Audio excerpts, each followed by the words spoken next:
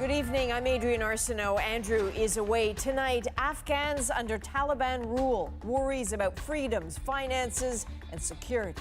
The suicide bomber was right here amongst a crowd of mourners at a top Taliban family funeral. Susan Ormiston reports from the streets of Kabul.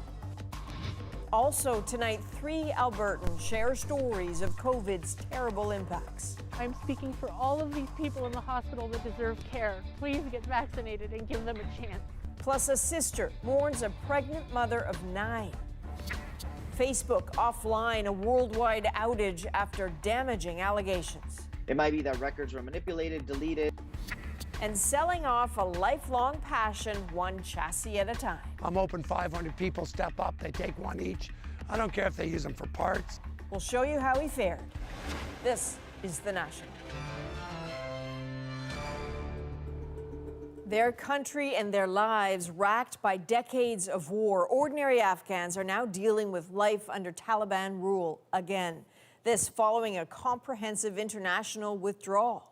Just over a month ago, the eyes of the world were here on scenes of chaos and desperation at the airport in Kabul. Tens of thousands scrambling to flee the Taliban. Then tragedy, a suicide attack killed nearly 200 people. After that, most of the world's cameras left. Well, tonight, CBC News is the first Canadian broadcaster back in Afghanistan. Susan Ormiston and her team are in Kabul, where just yesterday there was another deadly suicide bombing, this time outside the Edgah Mosque. In this first look at Taliban rule, Susan shows us fragile security and a tattered economy. A Talib fighter, unflinching, loyal to his flag, guards a checkpoint outside Kabul's airport.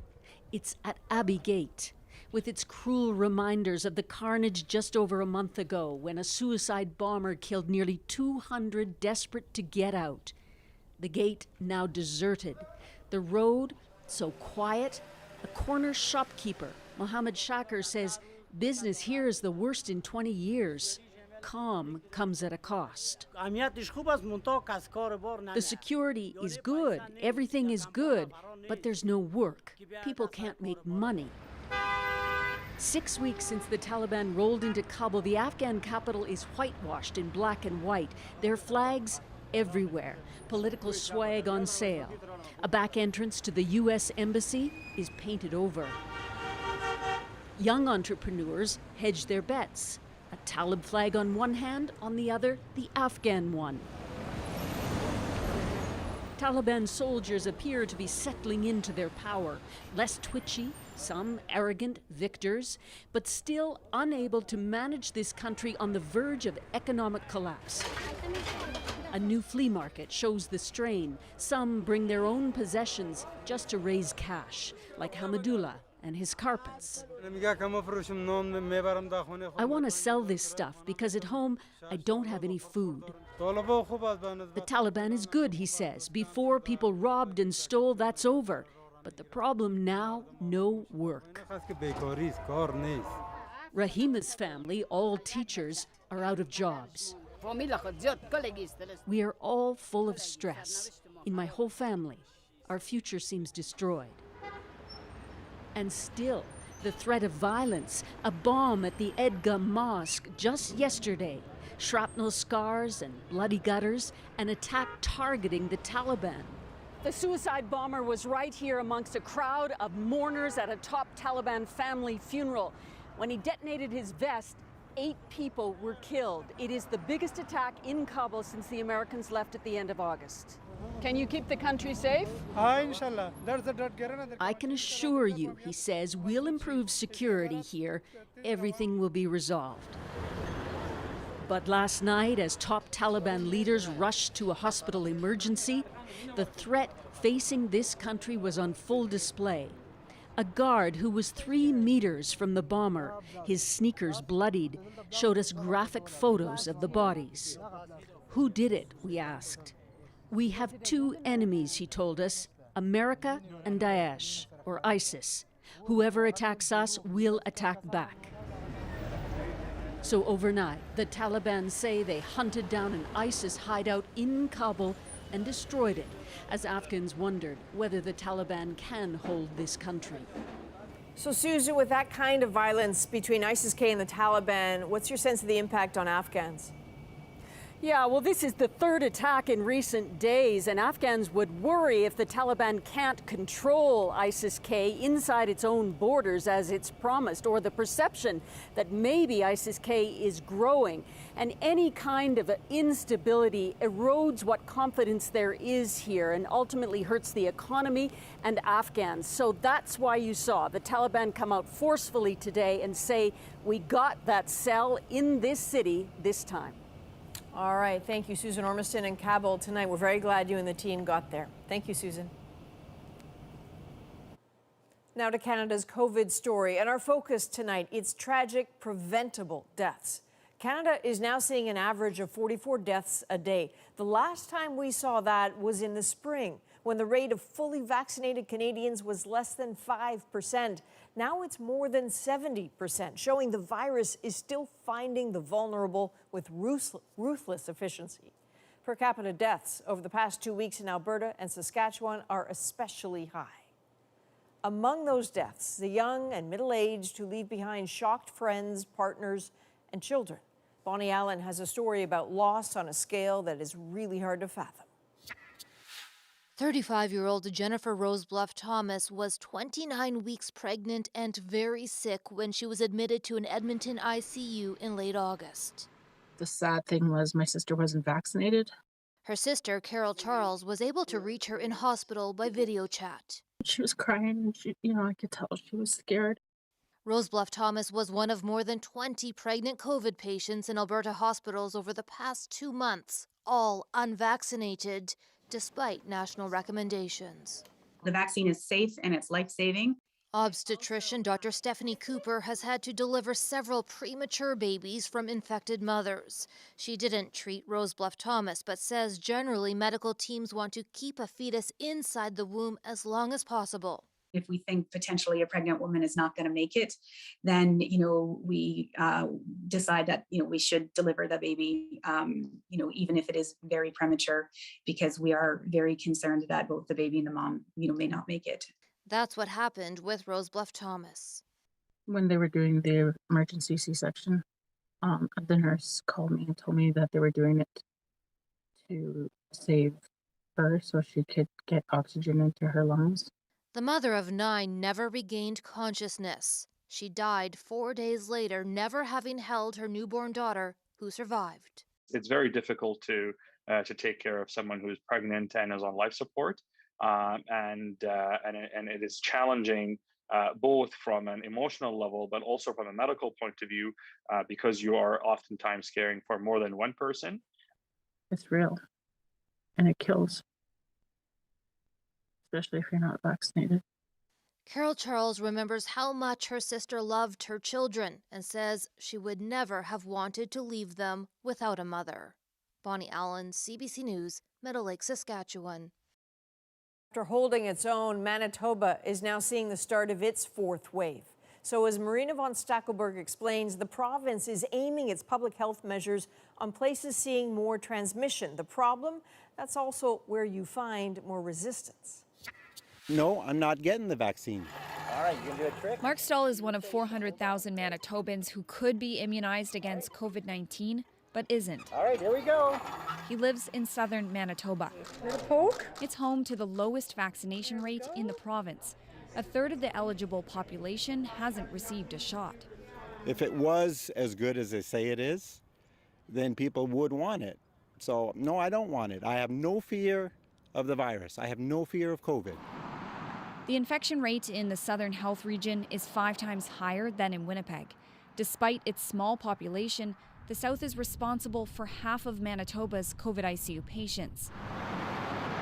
So starting tomorrow, stores in southern Manitoba will go to half capacity. The new rules will also target places of worship across the province. Churches have a choice. They can require their entire congregation to show proof of vaccination, or they must reduce the number of people in their pews to 1/3. I think there'll be a lot of people that'll dig their heels in right up to their neck, and then you'll have others that'll say, you know what, maybe this isn't as big an issue as I thought. We just want the freedom to choose. There have been protests here since the pandemic began. First against masks and lockdowns, now against vaccines. The harder you push, the more they push back. So even some who are fully vaccinated say new restrictions may not be the answer. They are convinced for reasons that maybe we don't necessarily agree with, but they are convinced. And so just to argue harder and louder is not going to convince anybody. Manitoba is trying to prevent the very thing fueling cases in Alberta and Saskatchewan. They have pockets of populations where the vaccination rate is very low, and the Delta variant is ripping through those groups of people. Health officials say they have to act fast. Cases in southern Manitoba are spreading quickly. Those infections alone could be enough to strain the entire province's hospital system in less than a few weeks. Marina von Stackelberg, CBC News, Winnipeg. After a record-breaking weekend, New Brunswick's fourth wave continued to climb today as the province reported 75 new COVID-19 infections. Officials say more than 70% are people who are either not vaccinated or partially vaccinated. Many are under the age of 19, a fact that caused more than a dozen schools to be closed across the province. Now, Canada no longer requires air travelers to quarantine in hotels, but the controversy over that policy is nowhere near over. Some air travelers say the system was unevenly implemented, and as Susanna Da Silva shows us, their claims may be backed up by the government's own data. You see down here, $5,000. When Michael Allen returned from a business trip in July, he says he refused a quarantine hotel because he had an empty house to go to. Bad enough he was fined, he says. Now he's frustrated not everyone received the same punishment. The federal law means federal, right? The whole country. CBC News reported in May that there was no evidence of fines being handed out to travelers landing in Montreal or Calgary. We certainly hope that there will be a greater access to data that can reassure people that those fines are indeed being applied and enforced everywhere across the country.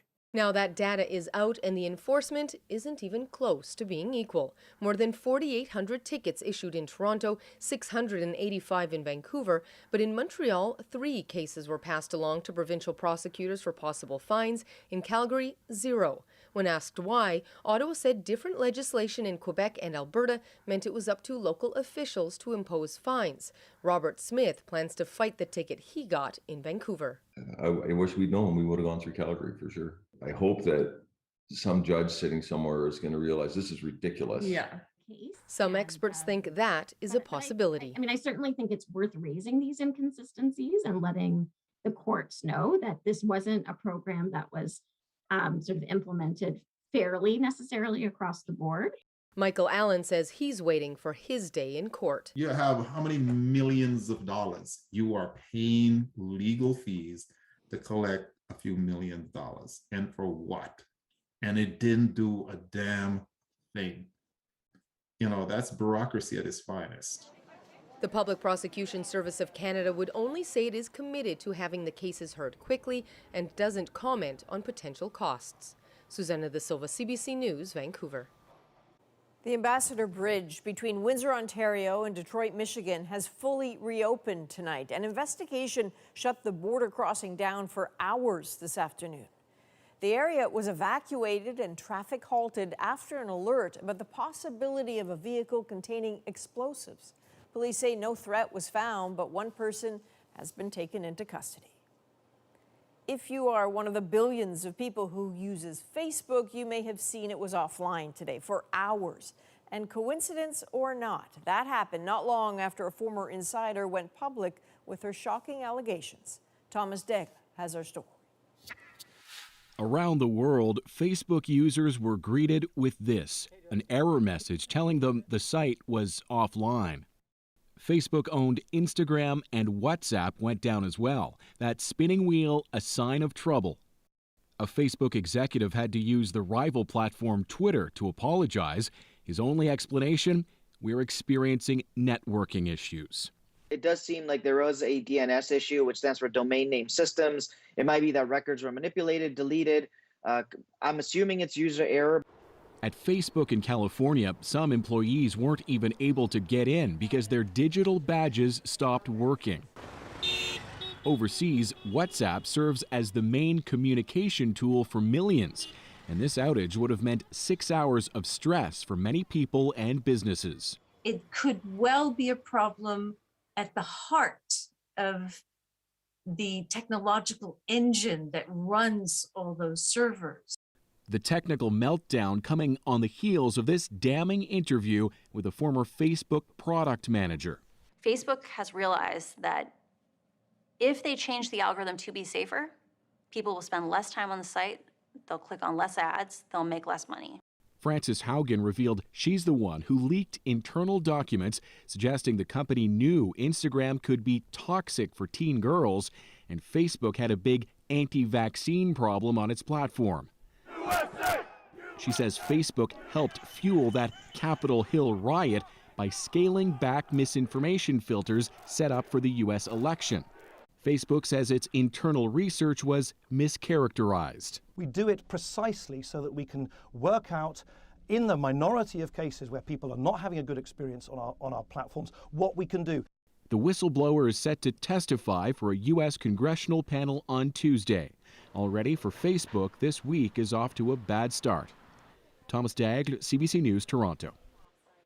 There is another controversy for Canada's military tonight. It concerns a senior Special Forces commander placed on leave earlier this year, but now back on duty. But the outcry from some is not that he is back, it's what he's back doing. Ashley Burke has the details.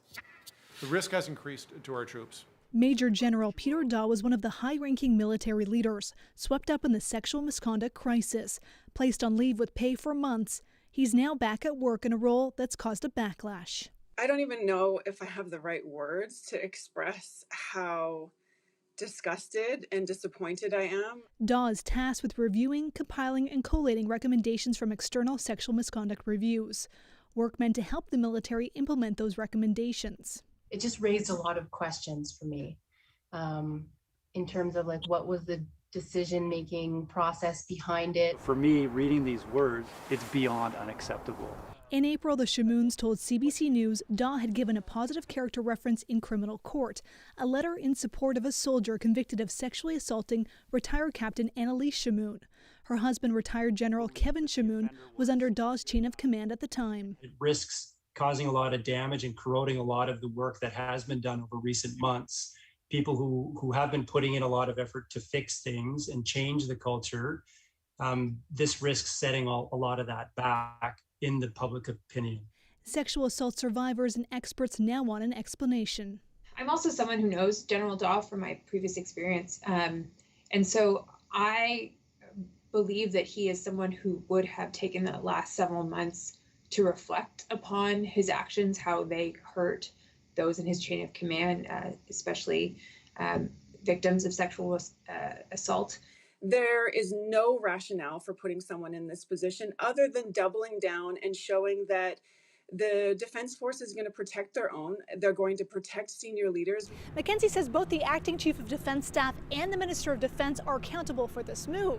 The minister's office says that it was the acting CDS who made the decision for Daw to return to work, not the government. Ashley Burke, CBC News, Ottawa. When Prime Minister Justin Trudeau picks a new cabinet, many in Nova Scotia will be waiting to hear the name of the Minister of Fisheries and Oceans. Some think the last one lost her seat over a bitter dispute in the lobster industry. And as Kayla Hounsell shows us, that dispute is still there, waiting for the new minister. It has been more than a year since anger erupted in southwestern Nova Scotia over Indigenous fishing rights. But the turmoil continues. That was a major factor for Bernadette Jordan's defeat. This political scientist says the outgoing fisheries minister went down because she was the sole face of the complex issue that should have been handled by the whole of government. I think if Bernadette Jordan had been minister of something else, might well have survived this election. The Mi'kmaq have a treaty right to fish for a moderate livelihood, but no one has ever defined what that means. Non-Indigenous commercial fishers say they're concerned about conservation. Jordan was caught in between. She acknowledged the Mi'kmaq right to fish, but said they have to do it within the federally regulated commercial season. You know, I think she had plenty of time to do what she needed to do, and she didn't do so, so there she is. Chief Mike Sack says the new minister should be someone from central Canada who won't be swayed by neighbours in fishing communities. I think you're setting somebody up for failure if they come from right in the heart of a fishing village and such.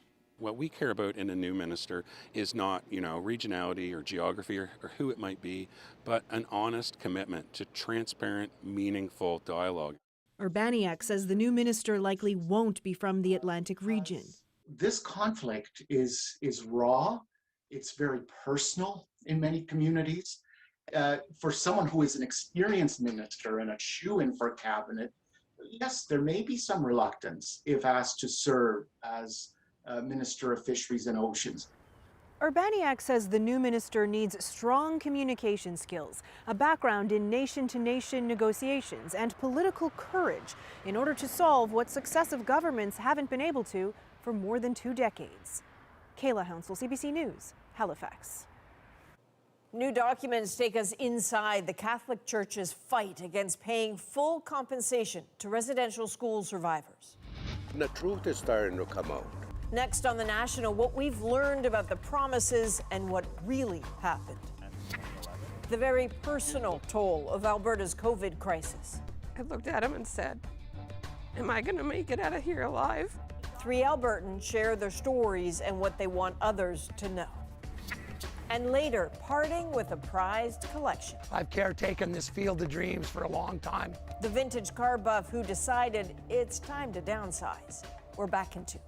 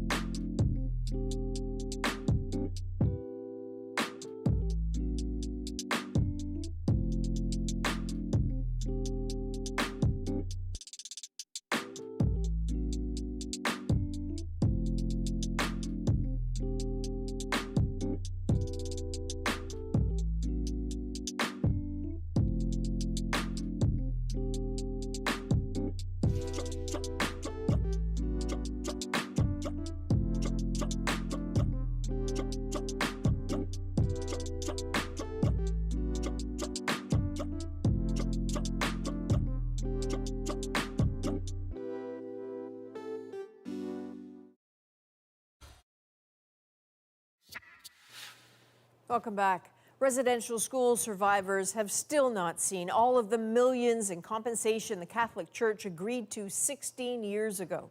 Tonight, new details on where some of that money went. CBC News and the Globe and Mail secured the release of files detailing how the church spent money meant to provide aid and services to Indigenous communities. Jason Warwick explains. AJ Felix has waited years for answers from the Catholic Church. The truth is starting to come out. The truth is finally starting to come out. Now the residential school survivor may be getting some. In 2005, the church made 3 key promises to survivors totaling $79 million. But new documents obtained show that those promises were watered down. The church promised a best effort to fundraise $25 million. In total, less than $4 million was raised. It also promised to pay $29 million to survivors, but wasn't required to follow through. Finally, it promised $25 million worth of in-kind compensation, meant to be direct, practical support for survivors.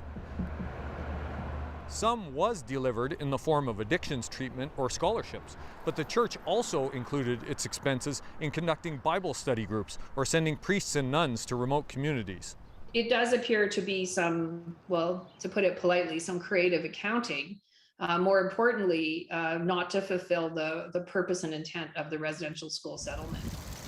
Felix says he's glad this is all coming out. He says the church betrayed survivors. Because of the misery that we had, the hardships that we had, the violence that we experienced, and the sadness and the deaths, the suicides that we went through, the alcoholism that we went through, somebody has to be accountable. A lawyer for the Catholic entities said no one was available for an interview. But Canadian bishops last week issued a public apology and a pledge to revive their fundraising campaign with a goal of $30 million. Felix is skeptical. He wonders if this will be just one more broken promise. Jason Warwick, CBC News, Saskatoon. Stories like this can be difficult for survivors and their families. The National Residential School Crisis Line is available if you need help. You can call it 24 hours a day. When we come back, we will hear directly from 3 Albertans whose lives have been changed by COVID-19. I said to the nurse, I have 2 little boys at home, an amazing husband. I got to get home to them. The personal stories of a hospital system in crisis and what they want others to know, right after the break.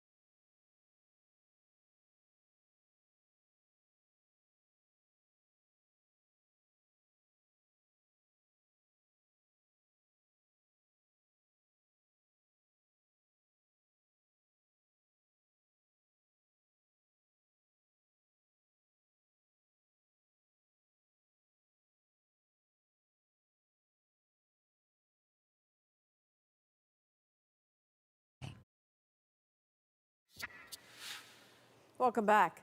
Alberta's ICUs are struggling to meet the needs of 257 patients, and intensive care is a place between life and death where small details and moments matter. When ICUs have trouble, it hurts every patient who needs them, regardless of whether they have COVID. Many Albertans have seen this deeply and personally. 3 of them agreed to share what it's been like through their eyes. Hi, I'm Bridget Johansson. I live Red Deer County, Alberta. I'm 34 weeks pregnant and I'm recovering from COVID-19. My name is Thomas McCallum. I live in Calgary, Alberta, and I am the father of a heart and double lung transplant recipient. Hi, my name is Amy Mendenhall. I live in Lethbridge, Alberta, and yesterday morning I lost my dad.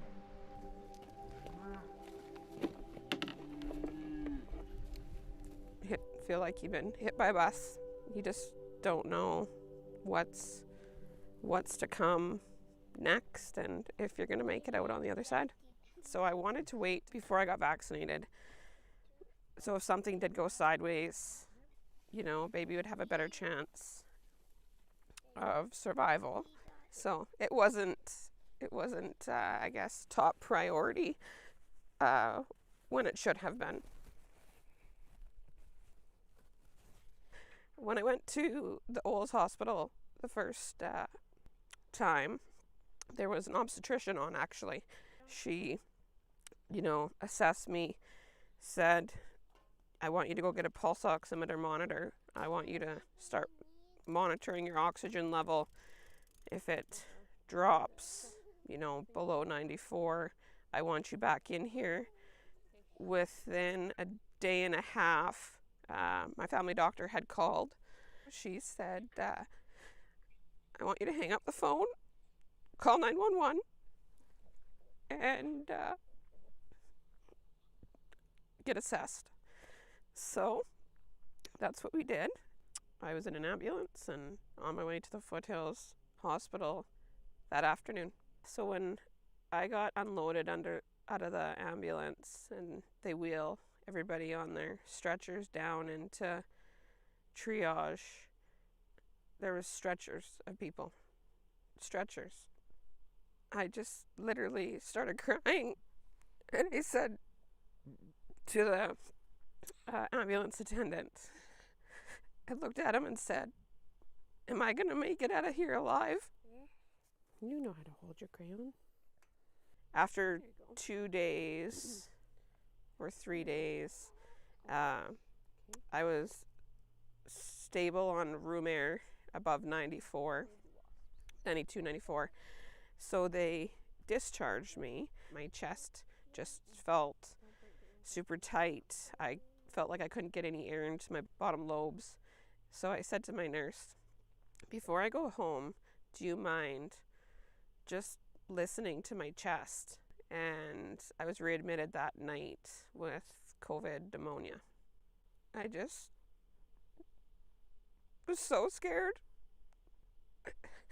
I said to the nurse, I have 2 little boys at home, an amazing husband. I got to get home to them. And she said, I know. You will. We just gotta get it treated and get through this. So since I've been home, I've just been exhausted. Got that chest tightness all the time. I still monitor my oxygen stats with a finger monitor. I am worried if I ever had to go back to hospital right now, like the situation that it's in. You know, they're moving people out of province and it's just not a good situation. What are them calves doing, huh?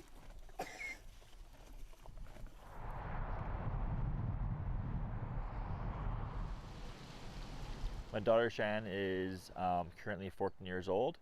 She received a double lung heart transplant in 2011. She was booked for a heart catheter, and the procedure requires her to have an ICU bed on standby in case she was to have an issue in the operating room there. Due to that, they had to cancel it to make the beds available. If the scar tissue was to build up inside of her coronary arteries, it's going to go to the point where restrict blood flow to her body. It definitely is stressful trying to figure out how to best take care of your child. Where can you go to actually get care for her? Will you get turned away? She is in a lot of pain. We went to the hospital for a checkup last week, and they said that there's not much they can do at the current time, and that she needs to go home and just take it easy. But hearing your daughter scream in pain every night because she doesn't feel good, She collapsed back in 2011. She cardiac arrested. We are concerned, like if she was to have an episode and she has to be hospitalized right away, she might have to sit waiting in a hallway somewhere, or transferred to Toronto, right? As a parent, we're scared that we won't be able to see her.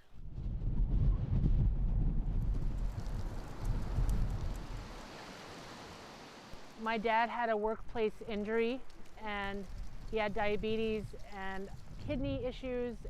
He started not being able to walk correctly. My mom said he fell when he went into the vehicle. The family doctor did some tests, and she said, you need to go. You need to go by ambulance to the hospital. And the ambulance drivers had said, you have a better chance of getting into the hospital and not be in the waiting room if you come in an ambulance. And so he agreed, because they said, you need to go, because his white blood cell count was too high, which was pointing to infection. And so when he got in, they thought where they found the infection. And so they had done a surgery, and it was okay, and he was fine. And she said that his lungs had started to fail, and they said there's no space. There's 28 people in the ICU. There's 10 beds in the ICU. And he's just not going to get there. He's not going to get in that room. And so they decided to try BiPAP to help. And again, they said he needs respiratory support, but the people are busy. They're busy in the ICU with all these patients.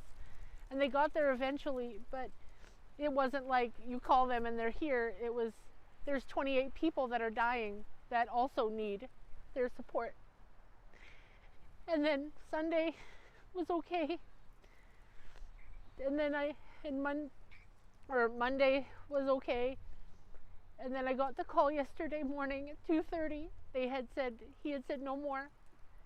He had asked if everybody knew. And they made him comfortable, and then he passed away yesterday morning. The loss of my dad I don't have words to say what it means. He's my dad. And knowing that my dad should have got an ICU bed and could have benefited from an ICU bed, it makes me angry. But it makes me angry, and it makes me sad, because this was completely preventable.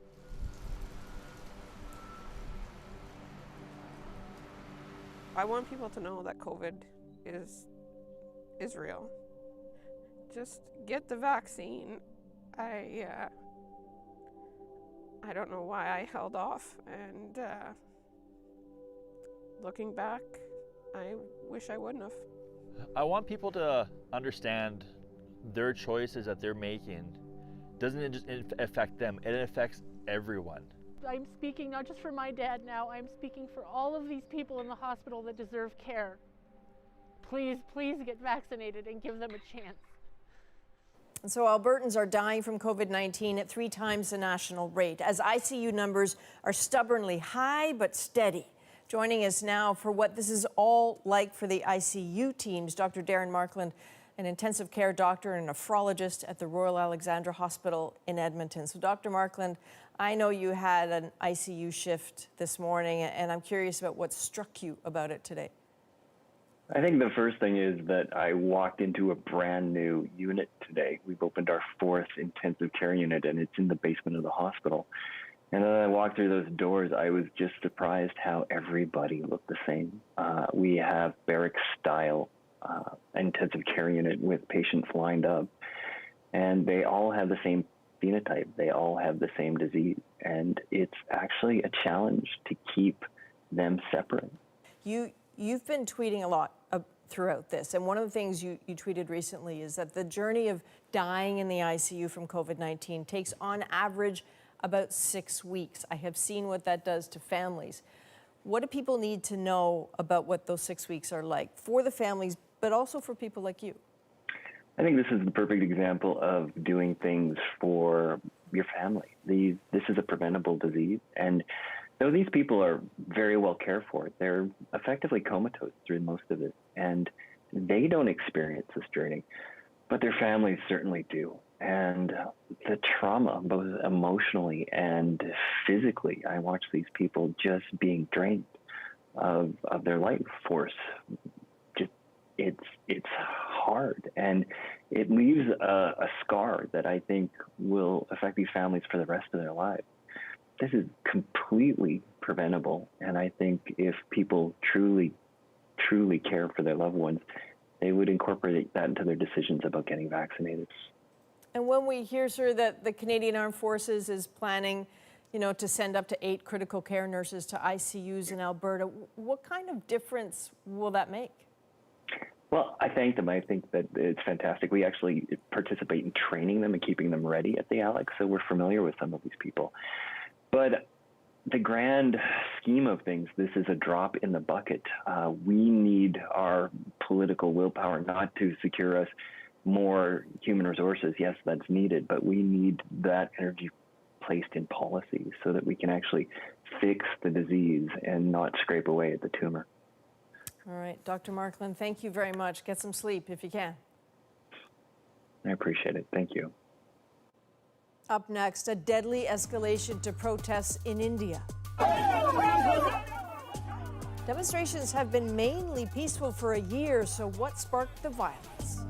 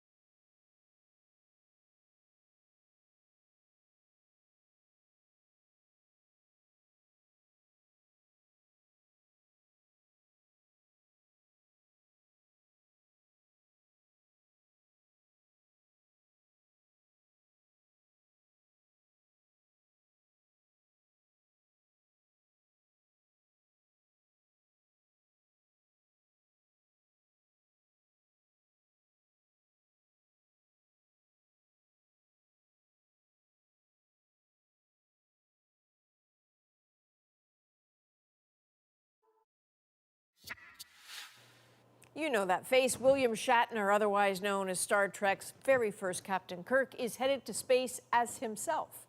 The Canadian actor has confirmed that later this month he will take a short voyage aboard Jeff Bezos' Blue Origin capsule. At 90 years old, Shatner will become the oldest person ever to have gone to space.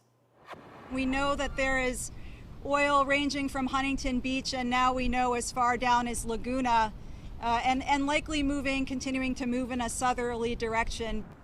And cleanup efforts continue along the southern California coast following this weekend's massive leak of crude oil. Officials say a ship's anchor may have caused the leak after striking a pipeline on the ocean floor. And incredible new eruptions on the Spanish island of La Palma after part of a crater collapsed, causing a new surge of volcanic activity. The growing river of lava is now said to stretch over 1 kilometer wide. Roughly 1,000 buildings have been destroyed since the eruption began more than 2 weeks ago. India is cracking down on some farmers taking part in a national protest movement. For more than a year now, they have been railing against changes to India's agricultural laws that removed price guarantees for their crops. Over the weekend, one demonstration turned deadly. Salima Shivji has the details. The chaos captured on shaky video, violent clashes, a flare-up of tensions already simmering between India's farmers and authorities. In the aftermath, increased security and searing questions about what exactly happened. As the victims' families mourn their loss, 9 people reported dead, including 4 farmers who were hit and 3 members of the ruling BJP political party who were pulled out of the car and attacked. There are conflicting reports. Farmers say the car, owned by the son of a junior minister in the Indian government, deliberately ran down protesters. The politician and his son dispute that and claim the farmers targeted the convoy. Whatever the cause, the result is clear. Protests multiplying in different states across the country. Opposition leaders barred from entering the region, internet in the town where the violence erupted shut down as tensions rise. Fueling the farmers' protest movement, the focal point of which has been entrenched along the border of India's capital for nearly a year now. Thousands of India's farmers convinced the new agricultural laws will destroy livelihoods, versus Prime Minister Narendra Modi's government adamant the reforms are needed. The farmer communities have... This analyst has been following the movement closely and believes every act of violence associated with policing of the protests bolsters their cause. Everyone's watching very carefully. And YouTube, social media, although the mainstream like corporate media does not bring out those messages, but YouTube and other platforms are telling farmers of every atrocity. And the farmers show no signs of backing down. Will target the leaders of the ruling party, this farmer says, in upcoming state elections, even protest in front of their homes, for as long as we have to. Salima Shivji, CBC News, Vancouver. Coming up next, a classic collection decades in the making. I'm a moron. How else do you end up with 600 cars? Alrighty, 600 vintage cars. Why is he giving them up? Stay with us.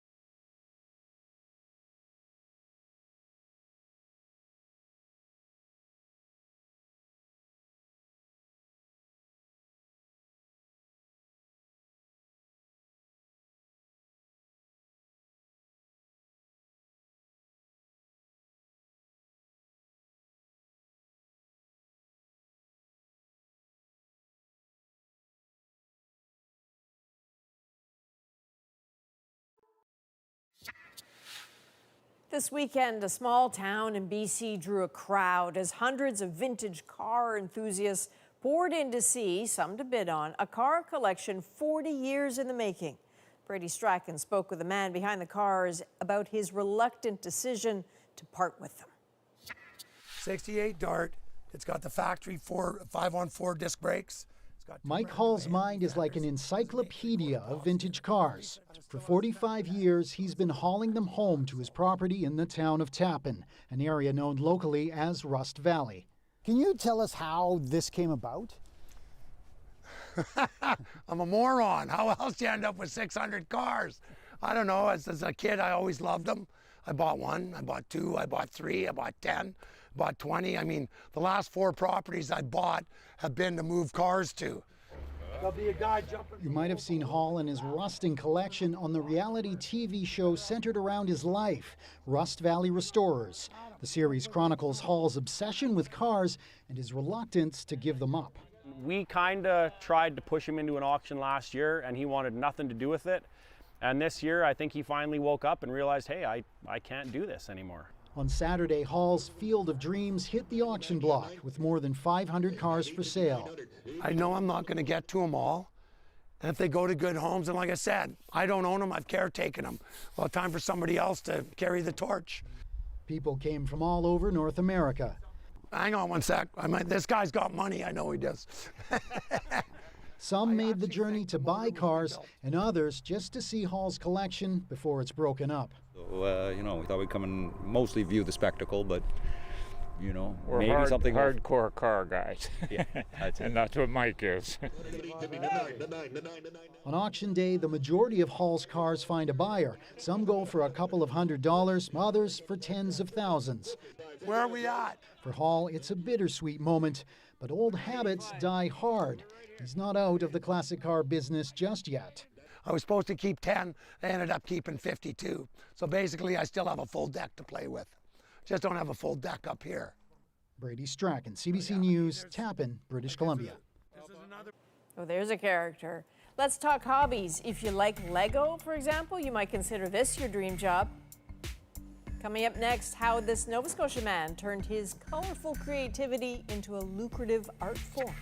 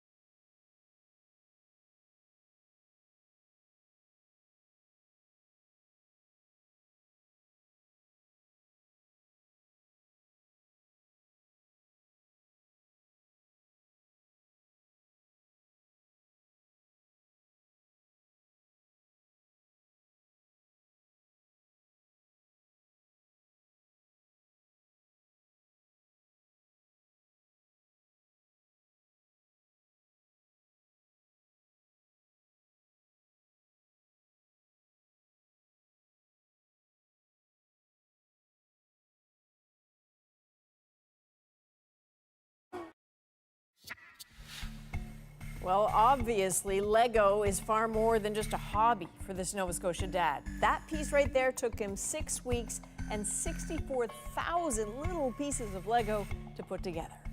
For Jason Payette, it has turned into a career. He and his team take orders now to build custom Lego structures.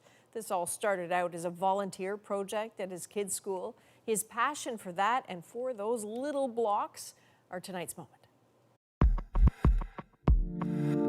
It was Lego that really drove me. And I think one of those things that people need to realize is the more you try, you might not be great at everything, but you got to give yourself the breadth to try new things out. I started a little workshop here in this studio, so I had 6 kids then, and I was showing them how to sketch out a design and how to go through the steps on creating something. So then we were doing 20 to 30 kids every Tuesday for 2 hours doing a Lego workshop with them. It's been quite overwhelming. At the same time, it's being absolutely rewarding. A good internet connection can literally put your work in front of anybody.